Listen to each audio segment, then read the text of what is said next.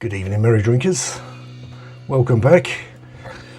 We're on a hop video today. I was in my local bottle shop, Bonafide Wines, earlier today, and I spotted some new tins down to the bottom of the fridge by Beak. This particular one is called Sushi, and tucked on the back of it, it says hand-selected Motueka is now a permanent fixture at Beak. And to celebrate, we've brewed this single hop deeper. It's an all-out juice bomb, brimming with intense flavours. Now, Beak themselves deserve a video in their own right. Set up by food writer and journalist Daniel Tapper. They're based over in Lewes, which is just to the northwest of Brighton. I've been to Lewes, I've not been to Beak yet. We popped in there to park the car and have a couple of pints before Brighton away last year. But they do superb hop-forward pale ales and IPAs. They'll be keen to promote that they do other beers, but if you're going to have the chance to do one Beak and one Beak only, I'd definitely have an IPA. So Motueka, in the book of hops, is based over towards New Zealand. So we did Nelson Sauvin, well, a few months back now, with Dark Revolution. And if you recall that map, Nelson Sauvin is to one side of the Tasman Bay, and Motueka and also Ruaka are two towns that are to the other side of the bay, all three of them massive New World hops that have really taken off. It says here that Motueka is a prime specimen of the New Zealand triploid hops, meaning it was carefully bred from three distinct parent varieties. Developed by the catchily named New Zealand Institute for Plant and Food Research, Motueka shares the crown with Nelson Sauvin as the most grown hop on the island, and for good reason. A hop even more lightly and vibrant than the town it's named after, Motueka's fresh crust citrus mojito lime character distinguishes this variety from its New World counterparts. Motueka is an aroma hop of an absolute tropical fruit salad character, with a dash of basil and rosemary spice, so a bit herby on the back end. It's also a practical dual use hop that equally shines when adding early to the kettle, right through to dry hopping. The lemon lime flavour sits in any light-bodied style or when employed in multiple editions. Motueka's weight of oil to alpha integrates well and shines against the malty sweetness and big body of stronger beer styles. The little picture diagram says citrus, lime, tropical fruit. Alpha acids are 6.5 to 7.5%. Beta acids 5 to 5.5. Doesn't mean a great deal to me, that I have to admit. Dual use, but mostly for aroma and flavour. Looking for this, big fan of Nelson Sauvin. What's the difference between one side of the Tasman Bay to the other? Let's crack this out and have a look. I'm not entirely sure why it's called Sushi, but I suppose the artwork with the nigiri rolls does work. It's got on the side, it contains water, malted barley, oats and wheat. And also in there it's got that it contains dextrose. I'm sure they're like energy tablets for hill climbing. Also contains hops and yeast.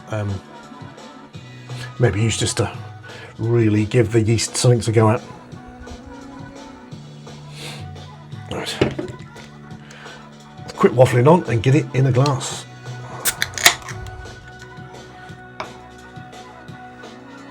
Classic IPA Hackney Brew Church goblet.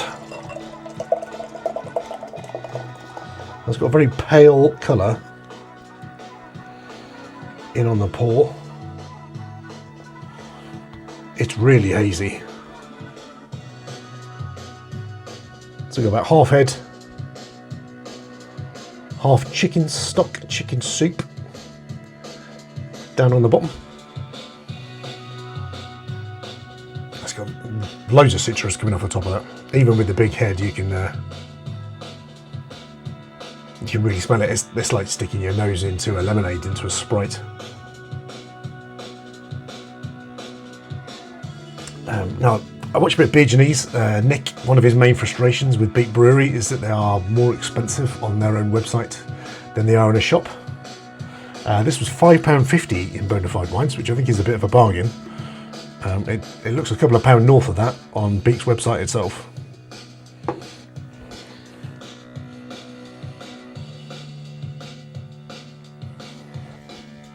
It's not smashing in your face, it just has that gentle lemonade type of flavour. If you swap one out for the other, I mean, you can't, other than the pop you'd get from the carbonation on a lemonade, I don't think I'll be able to pick too much of a difference. Right, give it a go. Cheers, everyone.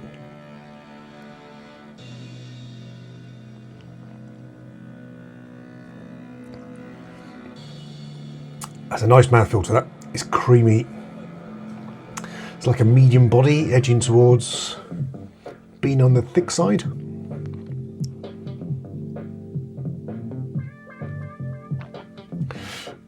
That's wonderfully smooth. There's hardly any bubbles to it at all. A slight little fizz on the front of the tongue, but otherwise it's a really creamy texture.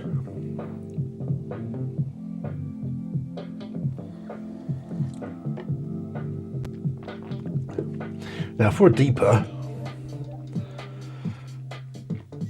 it's not blowing the top of my head off. So for an 8% beer,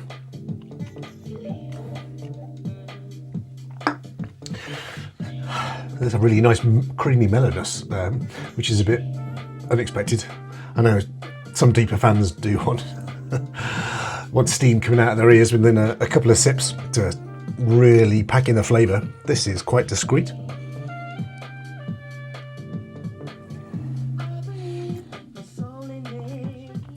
There's lemon and lime on the front, that sort of sweet receptors on the front of your tongue. They pick both of those up in a creamy style of texture.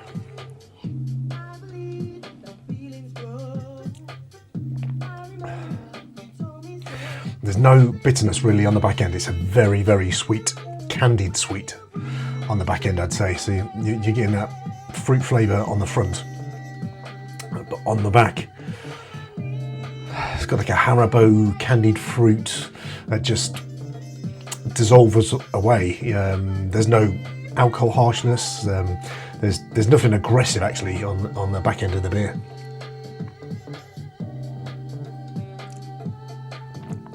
But it's wonderfully drinkable. If from your deeper you're looking for a bit of both, if you like a flavour punch and then a really bitter hit, I think you'd be disappointed with this. If you like creamy, smooth, really easy going, and for a powerful beer, it's very, very quaffable. This will be right up your street. 8% is nowhere in this, especially if you like lemon and lime. I'm not massive on those flavours. I feel like Nelson, because it's got that grapey slight of edge to it, you get a bit of grape skin bitterness on the back end, and might make it a better soil use hop. Motueka, this is a bit more in the Idaho 7 vibes, where plenty of sweetness, plenty of flavour, but too sweet.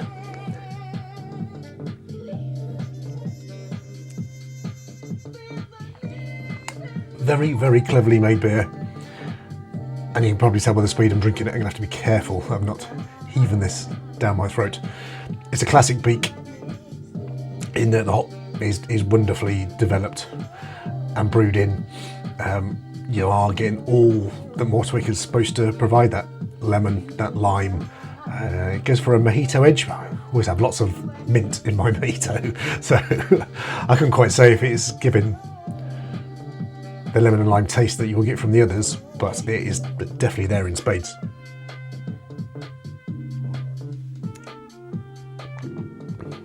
Not bad. I've certainly had better Beaks, but that, as a deeper, can't really fault it. I'll go and sip it back and watch a bit more of the American football. But until the next time, folks, cheers.